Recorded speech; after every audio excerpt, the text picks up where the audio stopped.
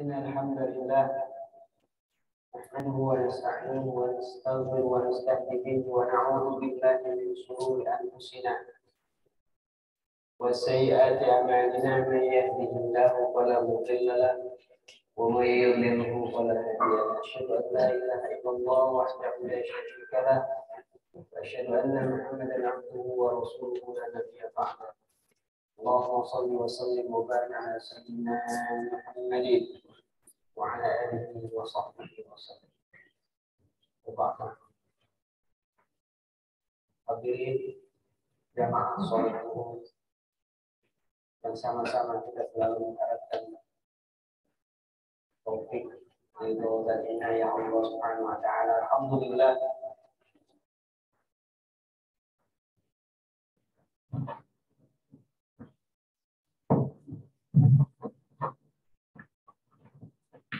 Alhamdulillah, kesempatan yang sekian kalinya perjumpaan kita di waktu yang sama setelah sholat zuhur. Allah masih memperkenankan kita dan mengizinkan kita untuk sama-sama kita bermuajahah, mengisi waktu luang kita sejenak. Kita akan sama-sama tawassul bil haqqi wa tawassul bis sabr. Sebagaimana biasa kajian kita berkenaan dengan tafsir tematik. Kalau bulan yang lalu pembahasan kita tentang kewajiban seorang anak terhadap orang tua. Bab haqqul walidain. Panjang lebar kita akan telah membahas tentang bagaimana Islam memberikan satu pandangan yang sangat sempurna tentang kewajiban seorang anak kepada orang tua. Dan di dalam agama kita ada dikenal dengan istilah durhaka terhadap orang tua. Dan ternyata betapapun hebatnya ibadah kita kepada Allah, dahsyatnya pengabdian kita kepada Allah, bagaimanapun itu tidak akan bermanfaat apa-apa seandainya dalam perjalanan hidup kita menjadi orang yang durhaka terhadap orang tua kita. Sudah kita bahas. Dan ternyata Islam memiliki agama yang sangat penuh dengan keseimbangan dalam hidup. Di satu sisi seorang anak berkewajiban terhadap orang tua. Apakah orang tua memiliki kewajiban terhadap anak? Kira-kira seperti itu yang akan kita bahas hari ini, yaitu kewajiban orang tua terhadap anak-anak. Saya katakan tadi bahwasanya Islam tak adalah ajaran yang sangat komprehensif, sangat syamil, menyeluruh, dan tidak satu pun aspek kehidupan dalam umat manusia ini yang tidak disentuh dan tidak memiliki pandangan dalam agama kita. Seluruh aktivitas kehidupan kita memiliki, Islam memberikan pandangan. Di antaranya adalah guna memenuhi keseimbangan bahwa seorang anak tidak hanya berkewajiban kepada orang tua, tapi orang tua juga memiliki kewajiban terhadap anak. Dan ternyata agama kita dalam memandang keluarga itu adalah memiliki frame kacamata kesatuan satu dengan yang lain. Seorang suami memiliki kewajiban terhadap istrinya, istri memiliki hak dan kewajiban terhadap suami, begitu juga anak terhadap ayah kandungnya dan ibu kandungnya, begitu juga orang tua, ayah kandung dan ibu kandung memiliki hak dan kewajiban terhadap anak-anak mereka. Sehingga di dalam Al-Quran surat At-Tahrim Allah memberikan warning kepada sebuah sosok keluarga agar mereka hati-hati. Kelak nanti jangan sampai keluarga mereka menjadi bahan api neraka. Dan harus mereka jaga. Dalam surat At-Tahrim Allah berfirman, ya ayyuhallazina amanu qu anfusakum wa ahlikum. Nah, hai orang-orang beriman, jagalah diri kalian dan jagalah keluarga kalian dari siksa. Maksudnya adalah agar masing-masing keluarga mukmin, keluarga muslim, mereka harus menjadi keluarga satu kesatuan. Ya anak, ya istri, ya suami. Maksudnya apa? Satu kesatuan memiliki cita-cita yang sama, cara pandang yang sama dalam hidup, cara pandang yang sama dalam agama, dan mereka harus sama-sama memiliki visi dan misi untuk apa? Untuk nanti kebahagiaan di akhirat. Makanya hadirin jamaah rahimakumullah, pembahasan kita sekarang adalah titik beratnya adalah berkenaan kewajiban orang tua terhadap anak. Mengawali pembahasan ini, ada sebuah kisah yang sangat menarik di zaman Khalifah Amirul Mukminin Khalifah Umar bin Khattab. Dulu Khalifah Umar bin Khattab pernah kedatangan seorang laki-laki orang tua dengan membawa anaknya. Datang mengeluh tentang kenakalan anaknya. Ya. Waruwiya an Umar radhiyallahu ta'ala anhu, telah diriwayatkan dari Umar radhiyallahu anhu, anna rajulan ja'a ilaihi bibnihi faqala, satu ketika ada seorang laki-laki datang membawa anaknya kepada Amirul Mukminin yaitu Umar bin Khattab. Dan kemudian berkata seorang bapak ini kepada Amirul Mukminin, "Inna ibni hadza ya'uquni wahai Amirul Mukminin, anakku ini durhaka kepadaku.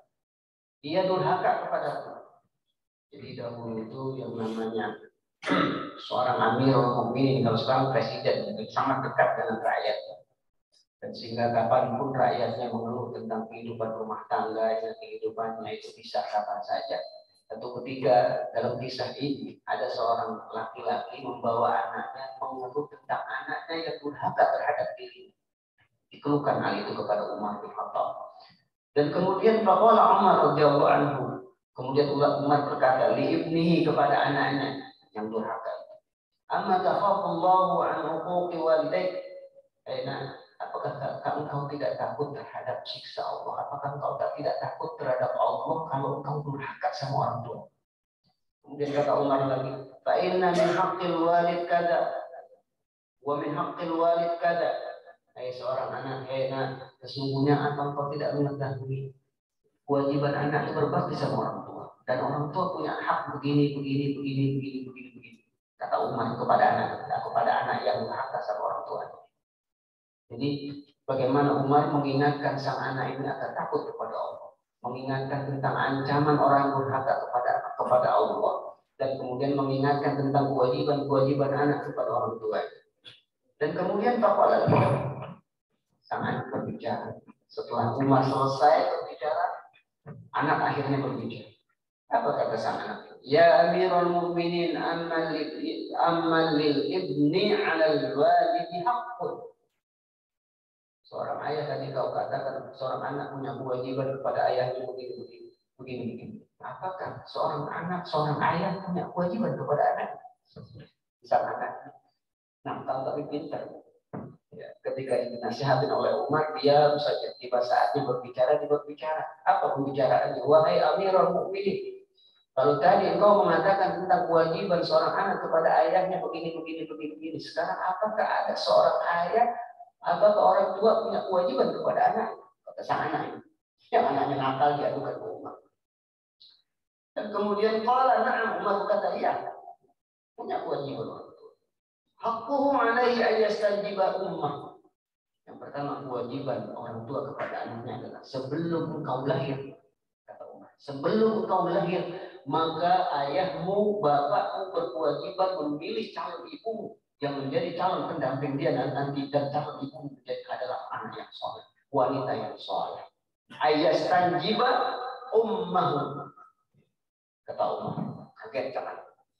Jadi kewajiban orang tua itu dijawab sama Umar, "Ya, bapakmu punya kewajiban. Apa kewajiban bapakmu? Sebelum engkau lahir, bapakmu berkewajiban memilih pendamping hidupnya adalah wanita yang soleh sebelum engkau lahir." Terus apa lagi kata sang anak? Apa lagi? Yang kedua, wa hasunah ismuhu. Yang kedua, ayahmu berkewajiban memberikan nama yang baik terhadap diri. Terus apa lagi? Wa yu'allimuhumul kitab, dan orang tuamu berkewajiban mengajarkan Al-Qur'an, mengajarkan Alkitab, mengajarkan agama kepada diri.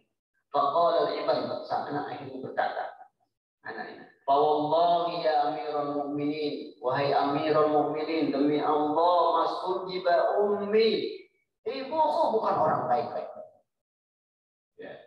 Ibuku bukan orang baik-baik. Dia tidak pernah mendidikku secara agama. Dan tidak memberikan nama yang baik terhadap diriku. Dan ibuku tidak pernah menjagaku, mengayomiku. Hanya mampu membesarkan. Itu yang pertama. Jadi diprotes. Terus, dan sesungguhnya ayahku ketika menikahkan ibuku dengan 4 dinar. Kata sang anak. Dan ibuku sangat luar biasa, tidak memperhatikan aku. Terus, berkata lagi sang anak. Wallahi, dan demi Allah, wahai al-mu'minin, wa ma hiya illa sandayatul ismun bi arba'atinya. Wala husna ismi, dan namaku diberi nama oleh ibu dan ayah kandungku tidak dengan nama yang baik. Samani jangan dikor kupas. Aku telah diberi nama kupas. Kupas itu kali dengking. Kupas itu kali dengking. Aku diberi nama Kupas sehingga setiap teman-teman sebayaku saat aku kecil sampai hari ini sering mengejekku dan meledekku dan memanggilku dengan sebutan yang buruk tersebut yang aku tidak suka. Kupas. Terus kemudian wala 'allamani min kitabillahi walau ayat wahidah. Dan bapakku ini termasuk ibuku yang di rumah tidak pernah mengajarkanku tentang Al-Quran. Bahkan satu ayat sekalipun tidak pernah menyampaikan kebaikan kepadaku. Akhirnya kemudian Umar faltafat Umar radhiyallahu taala, akhirnya Umar berpaling, enggak lagi menginterogasi sang anak ini, maka berpaling kepada bapak. Wa qala taqulu ibnu ya'qul. Hai bapak, engkau berkata anakmu durhaka kepada engkau. Ternyata engkau yang lebih durhaka kepada anak. Karena engkau tidak memenuhi kewajiban sebagai orang tua terhadap anak. Pertama, kau telah tidak pernah memilih calon ibunya saat kau menikahi ibunya itu wanita yang baik-baik. Sehingga wajar lahir anak kayak begitu. Kemudian kau memilihkan nama bukan nama yang baik. Kau namai anak sembarangan kupas kali awal. Dan yang ketiga, kau tidak pernah mengajarkan Al-Quran kepada anak. Dan ternyata, ya, bapak ini ketika Umar bin Khattab sudah wafat, dia masih ada. Dan anak itu terus menerus dalam hidupnya selalu durhaka sama bapaknya. Pernah diadukan kembali di zaman setelah Umar, seorang qadhi namanya Hafaz. Hafaz, seorang qadhi pengadilan, kalau sekarang itu pengadilan hakim. Mengadu lagi nih bapaknya tentang anaknya ke pengadilan karena anaknya suka memukul, suka menganiaya, durhaka sama orang tua. Diadukanlah kepada pengadilan seorang qadhi namanya Hafaz, Imam Hafaz. Ketika itu Imam Hafaz juga bertanya sebagaimana Umar. Cuma ada perbedaan sedikit, kata Imam Hafaz. Apa kerjaan anak? Kerjaannya adalah dia beternak, bercocok tanam. Oh begitu. Hal alam tahul kitab. Apakah ente tidak sudah mengajarkan Alkitab Al-Quran kepada anakmu? Tidak pernah. Apakah ente mengajarkan adab akhlak yang baik pada anakmu? Tidak. Lalu apa kerjaanmu? Membesarkan, memberikan makan. Kerjaannya apa anakmu? Ya, ziroah, bercocok tanam, beternak. Kata Imam Hafaz, jawab begini kan. Sekarang begini. Ya, kalau dia seorang peternak, seorang pencocok tanam, kira-kira begini satu saat dia sedang beternak kerbau dan tiba-tiba ada pemangsa hewan dan kerbaunya ketakutan, lari ke sana ke sini ketakutan. Dan sang majikan anakmu itu karena dia ada punya pemilik ternak, dicarilah pemangsa hewan itu, dipukul sejadi-jadinya. Yang ingin memangsa hewan kerbaunya itu, ternyata yang dipukul adalah engkau. Dan untung yang dipukul bukan kepalamu tapi badanmu yang dipukul. Kata seorang tua ini, kok bisa begitu? Apa maksudnya? Ya kira-kira seperti itulah anak-anak. Karena dia tidak pernah dididik adab, tidak pernah diberikan pendidikan Al-Quran, agama. Ibarat dia tidak orang yang bodoh. Ketika hewannya terganggu, dicarilah pengganggu hewan itu, dia tidak sadar bahwa itu bapaknya. Dipukul sejadi-jadinya, akhirnya ternyata bapaknya. Kira-kira seperti itulah gambaran hidup kamu terhadap anak. Dia orang yang bodoh, tidak mengerti. Imam Hafaz seorang qadhi itu mengatakan begitu. Jadi ketika dia mengeluh seorang tua, mengeluh tentang anaknya, yang ditanya itu adalah poinnya sama dengan Umar. Apakah ente sudah mengajarkan agama? Memberikan nama yang baik? Apakah ente pernah mengajarkan adab dan akhlak yang baik kepada anakmu? Dijawab tidak. Akhirnya wajar anak ini seperti ya itu tadi. Ketika hewan itu terganggu, main pukul-pukul aja nggak tahu adalah bapaknya, dia nggak sadar. Artinya apa? Dia bodoh. Kafir. Nah, Bapak yang dirahmati Allah Subhanahu wa Ta'ala. Jadi agama begitu preventif, memberikan bimbingan dalam kehidupan kita, sehingga Rasulullah mengatakan dalam sebuah hadis, hayhata, sangat jauh seseorang menghendaki punya istri yang solehah, punya anak yang soleh, tapi dalam hidup dalam rumah tangganya itu nggak ada teladan. Ayahnya tidak memberikan teladan yang baik terhadap anak-anaknya, istrinya juga tidak memberikan teladan yang baik kepada anak-anaknya. Begitu juga yang terpenting lagi adalah itu tadi, pendidikan agama. Dan yang terpenting lagi adalah suplai makanan buat anak-anak dan istrinya. Dia pengen menjadi anak yang soleh, anaknya soleh, berbakti sama orang tua, istrinya soleh. Sementara suplai makanan yang diberikan kepada mereka adalah makanan yang tidak halal. Kata Rasulullah, hayhata, akan jauh dari keinginan siapa saja menghendaki anaknya soleh dan soleha, istrinya soleh dan soleha, seandainya makanan yang diberi buat mereka adalah makanan yang haram. Alhamdulillah. Terus yang kedua, nama yang baik, kewajiban orang tua. Yang ketiga adalah mengajarkan Al-Quran. Yang keempat, kewajiban orang tua itu ayyuzawwijuhu, menikahkan, mengawinkan, mengantarkan anaknya kalau sudah dewasa dan menikahkan dengan pasangan calon istri, atau kalau dia punya anak perempuan mencarikan suami yang soleh dan soleha. Itu kewajiban-kewajiban orang tua dalam agama itu seperti itu. Jadi bagaimana agama ini memberikan kehidupan buat kita sehingga anak, istri, suami atau bapak adalah menjadi kesatuan dalam rumah tangga. Harus memiliki visi misi yang sama dalam rumah tangga. Tujuannya apa? Kalau dalam rumah tangganya itu terbentuk rumah tangga yang sakinah, mawaddah dan rahmah, sampai kepada perjalanan akhirnya yaitu mereka semua adalah masuk neraka. Tidak dijadikan oleh Allah sebagai bahan bakar api neraka. Yang surat surat Al-Tahrim tadi, qu anfusakum wa ahlikum nar. Nah, untuk mewujudkan bagaimana rumah tangga itu bisa sampai ke sana, Islam mengajarkan mulai dari bagaimana seorang laki-laki memilih pasangan hidupnya agar pasangan hidupnya itu menjadi pasangan hidup yang soleh. Kalau kita perempuan, ya perempuan harus memilih laki-laki yang soleh. Karena jika bakal rumah tangga itu menjadi baik, sangat tergantung dengan cara kita memilih pendamping kita. Kalau asal-asalan ya nanti jadi juga asal-asalan rumah tangga kita. Kalau Rasulullah itu memberikan kepada kita itu bagaimana cara memilih wanita itu kan 4 kriteria. Yang pertama tunkahul mar'u li arba', dinikahkan wanita itu 4 perkara. Yang pertama adalah lima lihat karena hartanya, wali jamaliha karena kecantikannya, yang ketiga wali nasabiha karena nasabnya, keturunannya, bobot keluarganya, apakah keluarga baik-baik atau sebaliknya. Dalam agama itu ada istilah anak haram, perlu kita ketahui Bapak sekalian. Kalau kita minta kita pikir hadis-hadis Nabi, ada istilah anak haram. Makanya kita hati-hati. Ya, kita pilihkan anak kita jodoh orang lain gitu kan, atau kita nanti kita belum keluarga cari jodoh, hati-hati. Dalam agama ada istilah anak haram, anak yang lahir melalui perzinahan, anak yang lahir melalui zina. Terus bagaimana hukumnya? Anak haram. Terus bagaimana hukum? Berdosalah orang tua.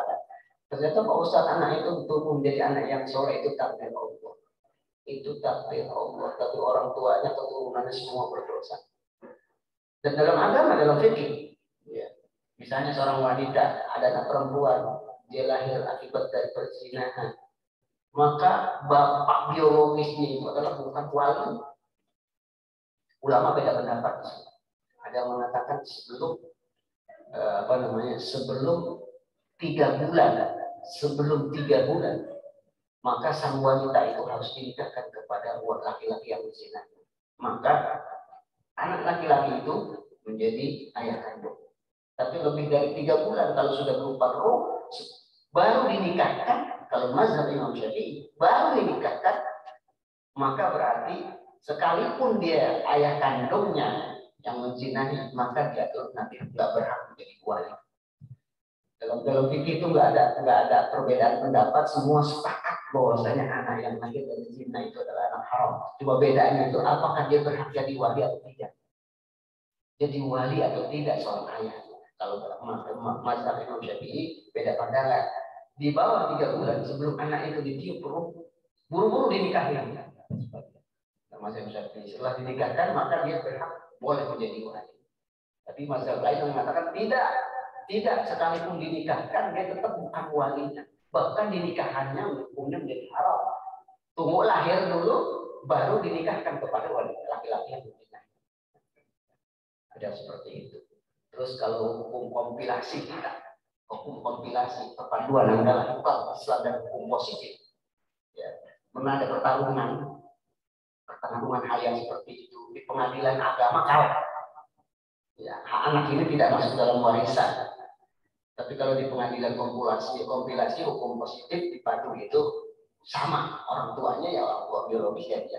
Sekalipun nikahnya udah lahir atau sebelum lahir tetap orang tuanya dia. Karena berdasarkan DNA. Tapi yang jelas sekalian yang dirahmati Allah Subhanahu wa taala, memilih pasangan hidup kita harus hati-hati. Ya makanya kalau kita nikah, kalau menikahkan anak itu cukup orang tua saja yang tahu orang tua. Pak tolong jadi wali hakim anak saya. Pasti pengurus tadi Pak nanti paham. Oh iya ya saya jadi wali hakim. Boleh jadi anak itu lahir tidak melalui proses yang sah. Anak saya anak pertama misalnya Pak tolong jadi wali hakim. Kenapa? Bukan wali hakimnya. Pernikahannya sepanjang hari, sepanjang saat tidak akan pernah sah seandainya anak itu lahir bukan dari hasil yang sah, hasil dari perzinahan. Nauzubillah min dzalik. Nah itu dalam kaidah fikih. Nah inilah yang banyak terjadi. Kenapa lahir anak-anak yang luar biasa sekarang itu ya Allah ya Rabbi sangat nakal, liar, susah diatur. Belum lama kita baca berita bagaimana di daerah Jawa, bagaimana seorang anak memperkosa ibu kandungnya karena ibu kandungnya buta diperkosa seorang sama anak. Nauzubillah. Ini kan salah satu bentuk penyimpangan yang sangat ada. Bahkan di zaman Rasulullah sendiri tidak ada seorang anak memperkosa orang tuanya. Tapi di zaman sekarang sudah menjadi hal yang lazim, hal yang biasa. Nauzubillah. Nah inilah Pak sekalian kewajiban orang tua terhadap anak. Yang pertama adalah memberikan nama yang baik. Ustaz, gimana seandainya namanya sudah terlanjur bukan nama yang baik? Kan pertanyaannya begitu. Nama saya tidak nama yang baik. Kalau saya sering menganalisa nama-nama orang, ada nama Sunardin. Kalau secara agama itu kan jelek. Su artinya jelek, nar neraka, din agama. Ada kan kalau jelas nah. Tapi kalau punya nama bahasa Indonesia baik ya nggak apa-apa. Ada nama yang nggak bagus. Jadi orang tua kita dulu memberikan nama buat kita nggak bagus, gimana cara keluarnya Pak Ustaz? Kalau dalam agama itu ada istilah isim kunyah, alam kunyah, alam laqab. Isim kunyah itu adalah nama yang dijuluki kepada anak. Kalau alam laqab julukan, seperti Umar julukannya Al-Faruqi. Kemudian Abu Bakar As-Siddiq diberi nama oleh Rasul Abu Bakar As-Siddiq. Tapi sebenarnya namanya adalah bukan Abu Bakar. Hashim bin Abdullah bin Zaid Abu Bakar As-Siddiq. Tapi disebut Rasul Abu Bakar. Rasulullah itu dijuluki sebagai Abul Qasim. Abul Qasim artinya bapaknya Qasim. Rasul punya anak namanya Qasim. Rasulullah dijuluki adalah Abul Qasim. Boleh dengan catatan yang tadi sekedar pergaulan. Tapi kalau sudah di KTP ya nama asli kita ya jelek-jelek itu ya itu nggak apa-apa. Pemberian orang tua biasa juga nama itu tadi. Tapi kalau saat pergaulan boleh kita pakai alat isim kunyah atau pakai nama anak saya, anak-anak kita. Misalnya Abu Maryam, dia itu punya anak namanya Maryam, lebih senang dipanggil Abu Maryam karena namanya sendiri jelek. Ada gembong narkoba, kita sekarang keluar kota, namanya itu sesuai dengan perilaku. Yang perempuan sama Jarimah deh. Jarimah tahu nggak artinya? Jarimah artinya apa? Tahu nggak? Jarimah itu asal kata dari jaloma ya jerimu mujrim. Mujrim itu orang yang berdosa. Jarimah itu wanita pendosa. Jarimah itu artinya wanita pendosa. Ternyata di media itu dia adalah gembong narkoba.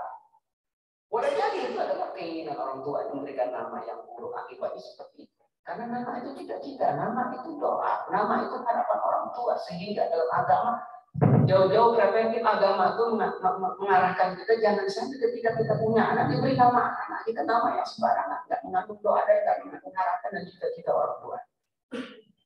Ya, ada saya pernah dengar ada tumbang narkoba Jarimah.